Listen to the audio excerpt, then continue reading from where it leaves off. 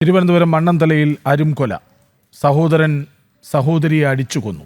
ഷഫീനയാണ് മരിച്ചത്. പോത്തൻകോട് സ്വദേശിനിയാണ്. സഹോദരൻ ഷംഷാദിനെ പോലീസ് കസ്റ്റഡിയിലെടുത്തു. വിവരങ്ങളുമായി സംഭവസ്ഥലത്ത് നിന്ന് അഖിൽ പാലോട്ട് മഠം ഒപ്പം ചേരുന്നുണ്ട്. അഖിൽ, ഇതൊരു കമ്മിറ്റിക്കിടെയാണ് സംഭവിച്ചതെന്നൊക്കെ കേൾക്കുന്നുണ്ട്. ശരിയാണോ എന്നറിയില്ല. എങ്കിലും എന്താണ് ഉണ്ടായത്?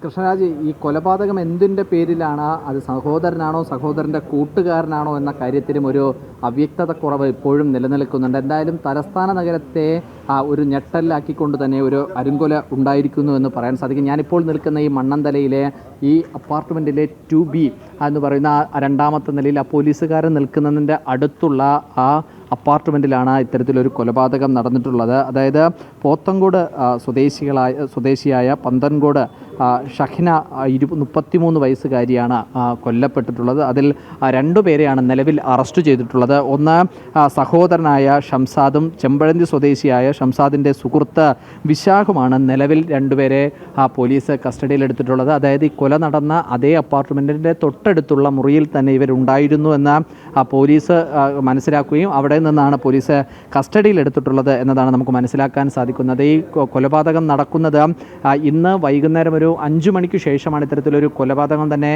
അറിയുന്നത്. കാരണം വൈകുന്നേരത്തോടു കൂടിയാണ് ഈ പെൺകുട്ടിയുടെ കൊല്ലപ്പെട്ട ഷഹ്നയുടെയും അതുപോലെ തന്നെ ഇർഷാദിൻ്റെയും മാതാപിതാക്കൾ ഇവിടെ എത്തുന്ന സമയത്താണ് ഇത്തരത്തിൽ ബോധക്ഷേതയായി കിടക്കുന്ന ഈ ഷംനയെ കാണുന്നതും പോലീസിനെ അറിയിക്കുന്നതും. അതിനെ തുടർന്ന് നടത്തിയ പരിശോധനയിലാണ് ആ പെൺകുട്ടി മരണപ്പെട്ടു എന്നുള്ള കാര്യം ഒരു വ്യക്തതയുണ്ടാകുന്നത്. ഈ മാസം 14-ാം തീയതിയാണ് ഈ അപ്പാർട്ട്മെൻറ്റ് ഇവർ വാടകയ്ക്ക് എടുക്കുന്നത്. അത് ഷംസാദിൻ്റെ പല്ലുമായി ബന്ധപ്പെട്ട അസുഖത്തിന് ചികിത്സയ്ക്ക് വേണ്ടിയിട്ടാണ് ഇവിടെ എടുക്കുന്നത് എന്നതാണ് നമുക്ക് മനസ്സിലാക്കാൻ സാധിക്കുന്നത്. അതിനുശേഷം തുടർ ചികിത്സയ്ക്ക് വേണ്ടി 2-3 ദിവസത്തേക്ക് കൂടി വേണമെന്ന തരത്തിൽ ഇത് എക്സ്റ്റെൻഡ് ചെയ്തുകൊണ്ട് മുന്നോട്ട് പോവുകയായിരുന്നു. എന്തായാലും ഇപ്പോൾ കുറച്ചു മുമ്പാണ് നമ്മളോട് അതിൻ്റെ ഉത്തരവാദിത്തപ്പെട്ട അല്ലെങ്കിൽ ഈ അപ്പാർട്ട്മെൻറ്റിൻ്റെ ഓണർ സംസാരിച്ചത്. ഇതിൻ്റെ ബാക്കി കാര്യങ്ങളൊന്നും അവർക്കും അറിയില്ല.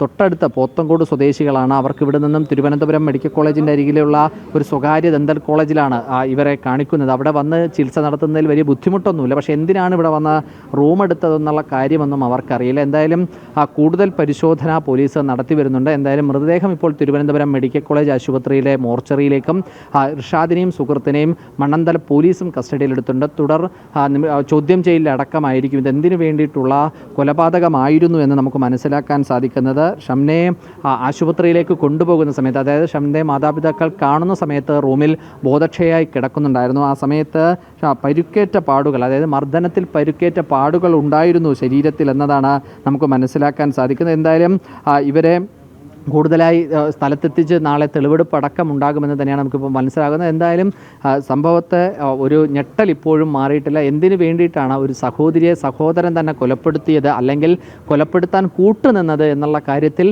ഇനിയും വ്യക്തത വരാനുണ്ട്. കൃഷ്ണരാജ്.